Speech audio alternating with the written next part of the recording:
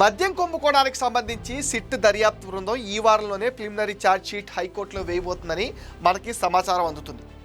ఈ ఛార్జ్ షీట్లో మద్యం పాలసీ రూపకల్పన చేసింది ఎవరు దగ్గర నుంచి ముడుపుల సొమ్ము బిగ్ బాస్కి చేర్చే వరకు ఎవరు ఇన్వాల్వ్ అయ్యారు, వాళ్ళ పేర్లేంటి, ఎంత దోచుకున్నారు, ఎంత బిగ్ బాస్కి వెళ్ళింది అనే వివరాలు మొత్తం ఉంటాయని కూడా చెప్తున్నారు.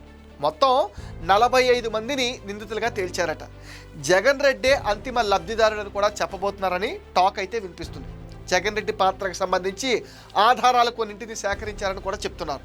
అవి ఏంటో రేపు ఛార్జ్షీట్ వేసిన తర్వాతే మనకు తెలుస్తాయి. చెవిరెడ్డి టీంలోని ప్రకాష్ అనే వ్యక్తి తాడేపల్లి ప్యాలెస్ దగ్గరలో ఫ్లాట్ తీసుకుని ఉండటం, డబ్బు మ్యాక్సిమం అక్కడకు పెట్టెల్లో రావటం, అక్కడి నుంచి చేరాల్సిన వ్యక్తులకు చేరవేసేవారు.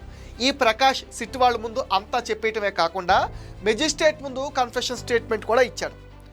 జగన్ రెడ్డి గ్యాంగ్లోని వాళ్ళు ఎవ్వరూ అయితే జగన్ రెడ్డి గురించి చెప్పలేదు. ఇతను ఒక్కడే జగన్ రెడ్డి గురించి సంబంధించిన ఆధారాలు ఇచ్చి ఉండవచ్చని అందరూ భావిస్తున్నారు. ప్రముఖంగా 8 మంది వ్యక్తులు జగన్ తరపున పనిచేశారని ఛార్జ్షీట్లో ఉండబోతుంది.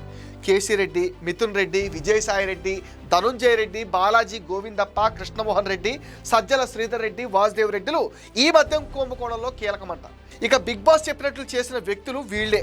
మద్యం పాలసీని తయారు చేసింది ఒకళ్ళు, కలెక్షన్ నెట్వర్క్ డిజైన్ చేసింది మరొకరు, ముడుపుల డబ్బులు కలెక్ట్ చేసిన బ్యాచ్ ఇంకొకటి, ఆ డబ్బును సేఫ్ ప్లేస్కి తరలించింది ఇంకో బ్యాచ్. ఇలా 5 నుంచి 6 స్టేజుల్లో ఒక విధంగా చెప్పాలంటే ఏపీలో జరిగిన మద్యం కుంభకోణంలో ఇండియాలోనే అతిపెద్ద కస్టమైజ్డ్ స్కామ్ ఇది.